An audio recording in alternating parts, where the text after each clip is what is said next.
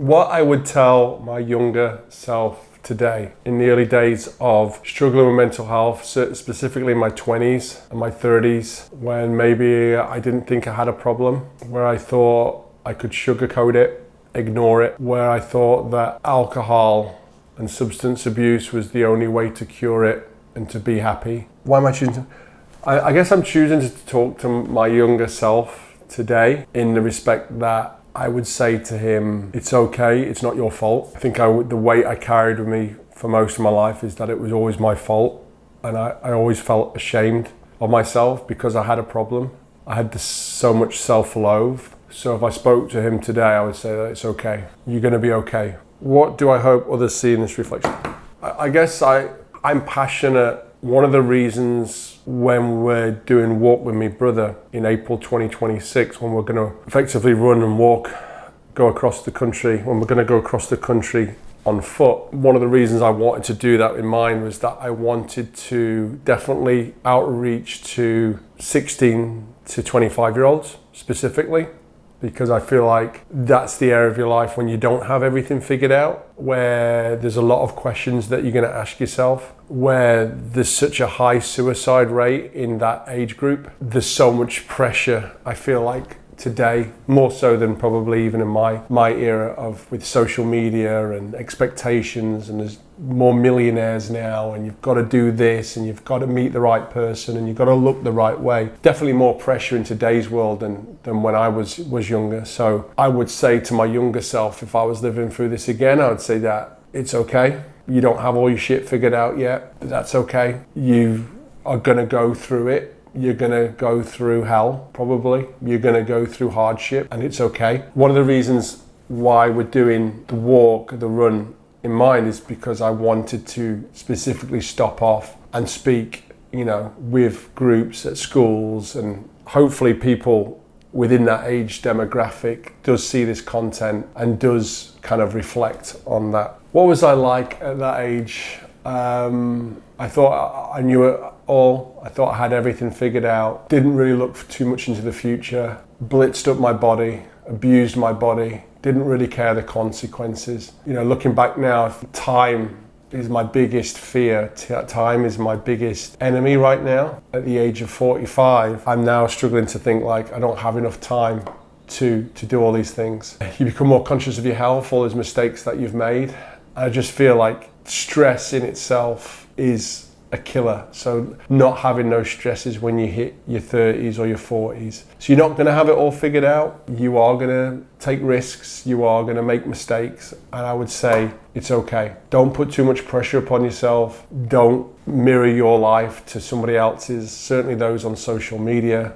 Not even your friends. I know you see like 18-year-olds now driving Ferraris on social media, but it's just an illusion. It's a mirage. Like, follow what you're passionate about. Don't try to impress too many people, and just do what really makes you happy in the right concept. That's what I would say to myself. My life was, going back then, it was all about partying and survival. I definitely would change it.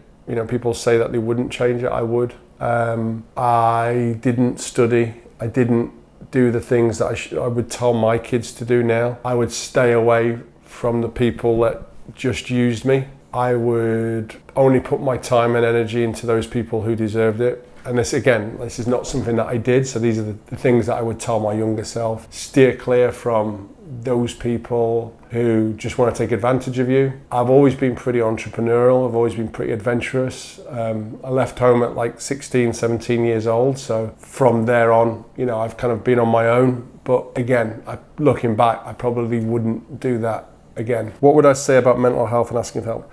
One of the things I would say is be conscious of what's going on in your head. It is okay that your life's is gonna suck and it's gonna be shit at times. Like I said, you're not gonna have everything figured out. Don't put too much pressure on yourself, and try and have fun. Like, try and do the things at that age that are fun. Travel, see the world, things that I actually did do.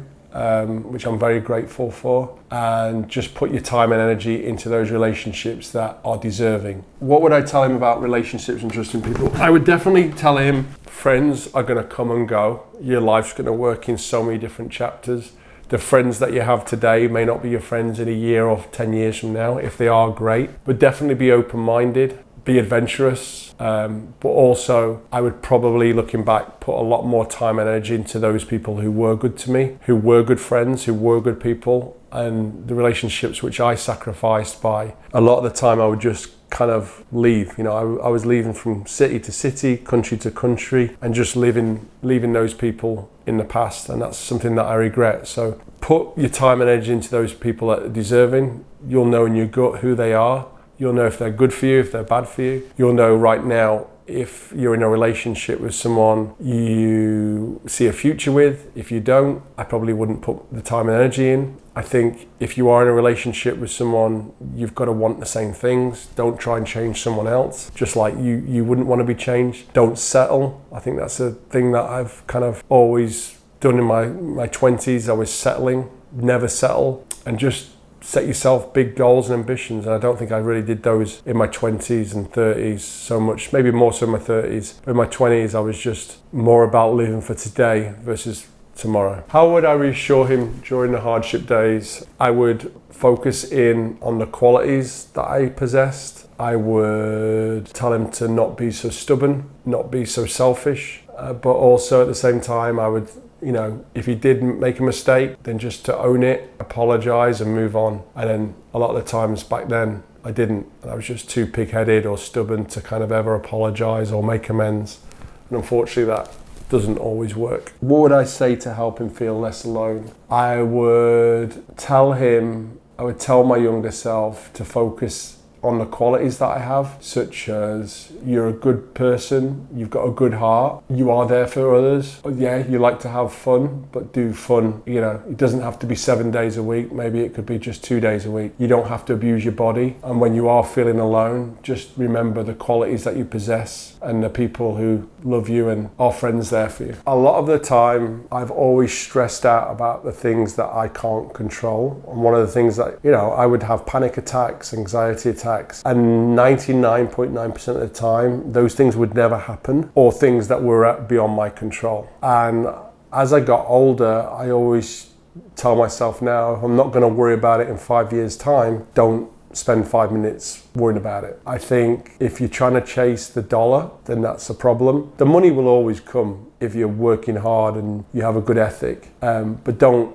just chase don't always be stressed where the next dollar's coming from. Be more in line with who you are as a person, how you help others, how you treat yourself, how you treat your body, how you treat the people that love you. I would definitely put more time and energy into being with my parents, because now they're getting older. I wish I could go back and spend more time with them. So there's a lot of lessons there I would kind of redo, but I think the main thing is, you know, mentally, that you are going to mess up. It's okay. And it's okay to feel like you do, because it will get better. And don't give up, but eventually, you know, things are going to get better for you. What am I proud of him for? I'm proud of how fearless I was about traveling to other countries. I moved to China in 2006. Didn't speak a word of Chinese, didn't know anybody that lived there, took a job and just moved there thinking it was like Hong Kong, and Shanghai was just not at all. I couldn't do that now. Like, I would never do that today. Obviously I've got bigger things at stake, but I loved how fearless you were at that age. I loved how confident you were, more so. Just the adventure of it all. I'm glad I did it, and I'm just proud of the fact that you did it and just went into these places not knowing anything about them or knowing anyone there. Normally with a backpack, that was it. I think your life works in very sliding doors moments, and I definitely feel like if I hadn't done everything I'd done, probably I wouldn't be sitting where I am today. And I think the choices that I have made has shaped me, the person who I am. I would say as a person, I've probably made more mistakes than anybody out there, just as, you know, I'm far from perfect, but I do feel like I've become a way better person, a way better father, a way better friend over the years by making all these mistakes and learning from my mistakes. So when you do mess up and fuck up, own it, apologize for it, make amends, don't make the same mistake again and move on. And then I think sometimes I've beaten myself up too much by conversations I wish I'd had, or, you know, the way things ended with people. Life is short. I do remember one of my best friends in my 20s, someone who played a significant part of my life in my 20s, was a guy called Damien. And I met him when I was working in Spain, and he was fearless as well. He taught me all these different places to go. He was the first person I knew that had traveled to Thailand, so I went there. And we kind of we drifted apart over the years, and then we kind of reconnected years and years later. We reached out on Facebook, but I'd lost so many years by a stupid little argument that we'd had. And we reconnected, we were chatting on Facebook. He was actually going to come to LA and visit me. I think he'd claimed that he had been to like 150 countries around the world. Unfortunately, just on a random night, I think he was staying with his dad at the time, he fell down the stairs and he broke his neck and he passed away. And I never had the chance to physically see him again, although we'd reconnected. I will say that life is short. Of all the countries he went to around the world, I think he used to say, I've not been everywhere, but it's on my list. And I think that just about summed up who he was, but how quickly his life was taken away by just walking out the bathroom and tripping up and falling down the stairs. So life does, you know, that was a massive wake-up call for me. That happened just before COVID, so it was around 5 years ago. And just going back, that was something that's affected me a lot. And I wish I'd, you know, had the chance to kind of reconnect with him, because I lost kind of contact with him for a good 10 years or so.